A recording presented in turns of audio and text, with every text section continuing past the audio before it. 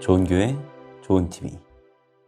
예수님께서 바리새인과 서기관들의 외식함에 대해서 질책하신 후에 이제 성전을 나가십니다. 그때의 제자들은 그 성전의 화려한 겉모습을 예수님께 보여드리려고 합니다. 그러자 예수님께서는 그 화려해 보이는 그 성전이 돌 하나 남지 않고 다 무너지게 될 것이다 라고 말씀을 하시죠. 겉은 화려해 보이지만 속은 죽은 자와 같았던 바리새인과 서기관들과 같이 화려한 겉모습과 달리 강도의 소굴이 되어버린 이 성전 또한 돌 하나 남지 않고 다 무너지게 될 것이다 라고 말씀을 하십니다. 그러자 제자들은 이 성전이 무너지는 것, 이것은 바로 마지막 때에 일어날 일이 아닌가라고 그렇게 생각을 했던 것 같아요. 그래서 마지막 때에 어떠한 징조가 일어날 것인지 예수님께 여쭈어보는데요. 예수님께서는 무엇이라 대답을 하셨을까요? 우리 예수님의 이 대답을 통하여 함께 은혜를 나누고자 합니다. 예수께서 성전에서 나와서 가실 때 제자들이 성전 건물들을 가리켜 보이려고 나아오니 대답하여 이르시되 너희가 이 모든 것을 보지 못하느냐? 내가 진실로 너희에게 이르노니 돌 하나도 돌 위에 남지 않고 다 무너뜨려지리라. 예수께서 감람산 위에 앉으셨을 때 제자들이 조용히 와서 이르되 우리에게 이르소서 어느 때에 이런 일이 있겠사오며 또 주의 임하심과 세상 끝에는 무슨 징조가 있사오리까? 너희가 사람의 미혹을 받지 않도록 주의하라. 많은 사람이 내 이름으로 와서 이르되 나는 그리스도라 하여 많은 사람을 미혹하리라. 난리와 난리 소문을 듣겠으나 너희는 삼가 두려워하지 말라. 이런 일이 있어야 하되 아직 끝은 아니니라. 민족이 민족을, 나라가 나라를 대적하여 일어나겠고 곳곳에 기근과 지진이 있으리니 이 모든 것은 재난의 시작이니라. 그때 사람들이 너희를 환난에 넘겨주겠으며 너희를 죽이리니 너희가 내 이름 때문에 모든 민족에게 미움을 받으리라. 그때 많은 사람이 실족하게 되어 서로 잡아주고 서로 미워하겠으며 거짓 선지자가 많이 일어나 많은 사람을 미혹하겠으며 불법이 성함으로 많은 사람의 사랑이 식어지리라. 그러나 끝까지 견디는 자는 구원을 얻으리라. 이 천국 복음이 모든 민족에게 증언되기 위하여 온 세상에 전파되리니 그제야 끝이 오리라. 우리 예수님께서는 산상수훈의 말씀을 통하여서 하나님 나라가 임하였고 하나님 나라의 백성은 어떤 모습일지 우리에게 말씀을 주셨는데요. 오늘은 감람산에서 제자들에게 말씀을 하시네요. 그래서 이 말씀을 감람산 강화라고 우리가 부르기도 하는데요. 이 감람산에서의 말씀은 마지막 때에 어떠한 일이 일어날 것인가에 대해서 우리에게 말씀을 하십니다. 4절 말씀입니다. 예수께서 대답하여 이르시되 너희가 사람의 미혹을 받지 않도록 주의하라. 많은 사람이 내 이름으로 와서 이르되 나는 그리스도라 하여 많은 사람을 미혹하리라. 예수님께서는 이 마지막 날의 특징에 대해서 말씀을 주시는데 가장 먼저 거짓 그리스도가 나타날 것이다 라고 말씀을 하시네요. 그 모두가 다 예수님을 사칭하고 또 자기 자신이 하나님이라고 말을 하죠. 실제로 예수님께서 오시기 이전부터 많은 사람들이 자신이 메시아임을 자칭하였습니다. 또한 예수님 이후에도 계속해서 거짓 메시아들이 나왔고요. 우리나라에는 100명이 넘는 하나님이 있다라고 해요. 이 모든 것이 마지막 때가 시작되었음을 우리에게 말해주는 것이죠. 그런데 예수님께서는 이 마지막 때에 또 하나의 특징이 난리가 날 것이다. 즉 전쟁이 날 것이다 라고 말씀을 하세요. 그리고 그 전쟁에 대한 여러 가지 소문들이 날 것이다 라고 말씀을 하시는데요. 그럼에도 불구하고 우리에게 두려워하지 말아라 라고 이렇게 말씀을 하시네요. 왜냐하면 이렇게 여러 곳에서 나타나는 이 전쟁들이 꼭 일어나겠지만 그것이 끝은 아니다 라고 말씀을 하세요. 그러니까 이 마지막 날은 시작이 있고 또 끝이 있어요. 그런데 그 기간이 짧지가 않습니다. 민족이 민족을, 나라가 나라를 대적하여 일어날 것이다. 그리고 곳곳에 기근과 지진이 있을 것이다 라고 말씀을 하시죠. 그런데 이 모든 것은 재난의 시작일 뿐이다 라고 말씀을 하십니다. 그래서 요한계시록에도 마지막 때가 되어질 때에 계속해서 여러 가지 재난들이 우리에게 쏟아지게 되어지죠. 이렇게 재난이 계속해서 일어나면서 마지막 때가 시작이 되어지는데요. 이 마지막 때가 본격화되면서 이러한 일들이 일어납니다. 9절 말씀이네요. 그때의 사람들이 너희를 환난에 넘겨주겠으며 너희를 죽이리니 너희가 내 이름 때문에 모든 민족에게 미움을 받으리라. 예수님께서는 이 마지막 때에 재난이 시작될 것인데 이때가 되면 사람들이 우리를 환난 가운데 넘겨줄 것이다 라고 말씀을 하세요. 그래서 우리를 핍박하고 죽이는 일들이 계속해서 나타날 것인데 우리가 예수님의 복음과 예수님의 이름을 전하는 그 이유 때문에 많은 사람들에게 미움을 받게 될 것이다 라고 말씀을 하십니다. 이렇게 우리에게 외부적인 고난만 오더라도 우리가 견디기 쉽지는 않을 것 같습니다. 지금 코로나19로 인해서 많은 젊은이들이 교회를 떠났다라고 말을 해요. 어떻게 보면 별것 아닌 이 작은 일에도 우리의 신앙이 흔들리게 되어지는데요. 이 마지막 때가 되면 이러한 고난들이 계속해서 우리 앞에 놓여지게 될 것입니다. 그런데 이러한 외부적인 박해로 끝나는 것이 아니라 더 큰 일들이 일어나게 되네요. 10절 말씀입니다. 그때에 많은 사람이 실족하게 되어 서로 잡아주고 서로 미워하겠으며 거짓 선지자가 많이 일어나 많은 사람을 미혹하겠으며 불법이 성함으로 많은 사람의 사랑이 식어지리라. 이 마지막 때가 되면 이 외부적인 많은 환난으로 인해서 많은 성도들이 실족하게 될 것입니다. 그래서 믿지 않는 사람들이 우리를 고난을 주는 것이 아니라 이제는 서로가 서로를 그 고난 가운데 넘겨주게 될 것이다 라고 말씀을 하세요.